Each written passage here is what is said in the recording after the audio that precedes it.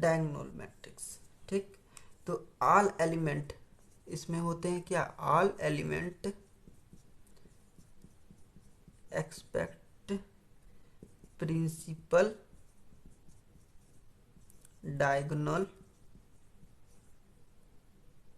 Are equal to zero. मतलब all element और except मतलब छोड़ के principal diagonal is equal to क्या होने चाहिए, जीरो होने चाहिए। जैसे देखिए कोई मैट्रिक्स ए है, ठीक है, ए बी सी, ये प्रिंसिपल डायगोनल होते हैं। अभी हम लोग आगे आप लोग को बताए ना प्रिंसिपल डायगोनल इसको कहते हैं ये। और इसके अलावा सब जीरो होने चाहिए, इधर होंगे, इधर होगा और इधर दो जीरो होगा, तो ये सारे एलिमेंट जीरो, तो इसी को हम लोग कहते हैं डायगोनल मैट्रिक्स। इस डायगोनल मैट्रिक्स को हम इस तरीके से भी लिख सकते हैं, डी आई ए डाया और फिर A comma B comma C. ठीक है, और जो diagonal matrix A into B होता है स्क्वायर मैट्रिक्स, ठीक है, स्क्वायर मैट्रिक्स अगर है कोई ए और बी कोई स्क्वायर मैट्रिक्स है of a same order, order भी क्या है इसका, सेम है। ठीक है, तो इसमें क्या क्या केस होता है कि A dot B equal to क्या हो जाता है, ए और बी को अलग कर सकते हैं, याद रखिएगा पहली चीज़। दूसरी चीज़ क्या होती है कि मोड ऑफ ए जो होता है वो ए ट्रांसपोज के इक्वल होता है। ठीक है, तो ये दो चीज़ आप लोग याद रखिएगा। अगर ए और क्रॉस ए और बी क्या है, स्क्वायर मैट्रिक्स सेम ऑर्डर के दोनों, ये दोनों आप लोग का क्या कहते हैं जस्टिफाई करेगा। चलिए, और एक चीज़ याद रखिएगा, ये जो प्रोडक्ट ऑफ मैट्रिक्स होता है a into b not equal to b into a होता है, तो इस चीज़ को भी थोड़ा सा ध्यान रखिएगा।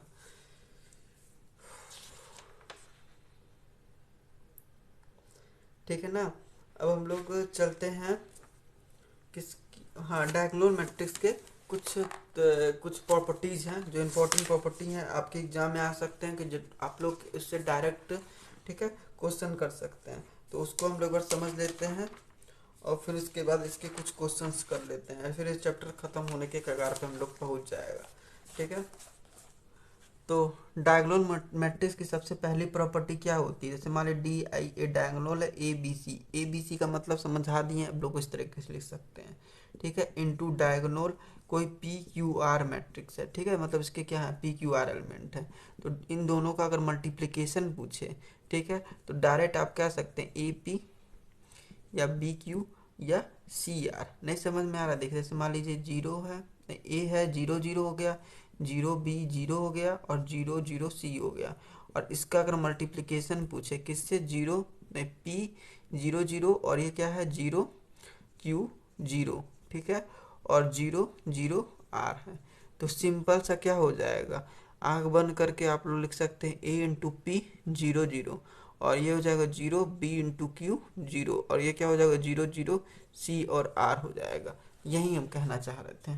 ठीक है ना, दूसरा पॉइंट, अगर डायगोनल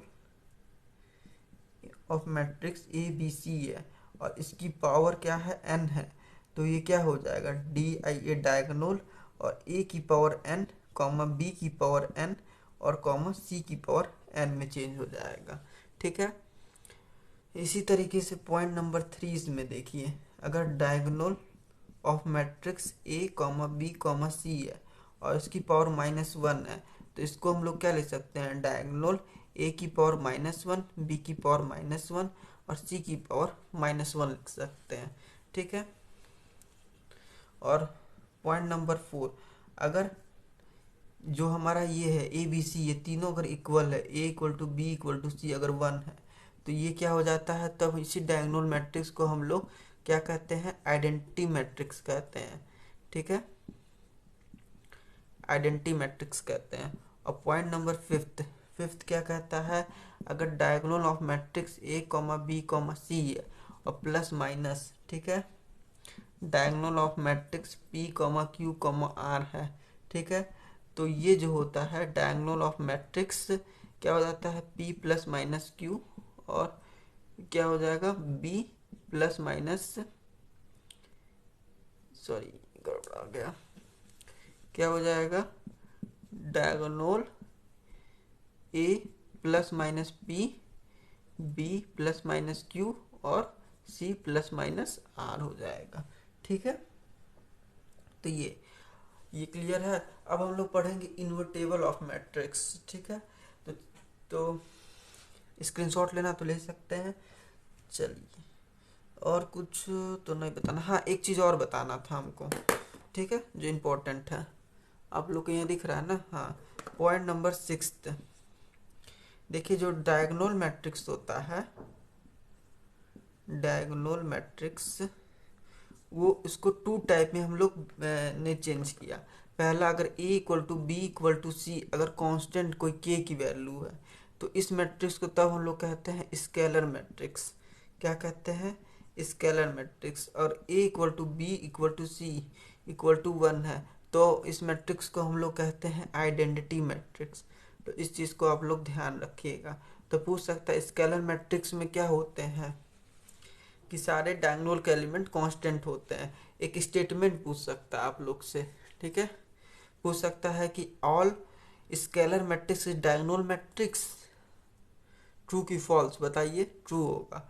और all diagonal matrix are scalar matrix, no. ठीक है, क्योंकि इस 1 1 भी हो सकते हैं। तो इस चीज़ को आप लोग ध्यान रखिएगा। ठीक है, अगर नहीं समझ में आया तो इसको वीडियो को एक बार रिपीट करके आप लोग देख लीजिएगा, क्योंकि मैंने कम टाइम में, ठीक है, और जल्दी जल्दी मैं चाह रहा हूँ कि आप लोग का रिवीजन हो जाए। ठीक है, तो चलिए इन्वर्टेबल मैट्रिक्स के बारे में हम लोग पढ़ते हैं।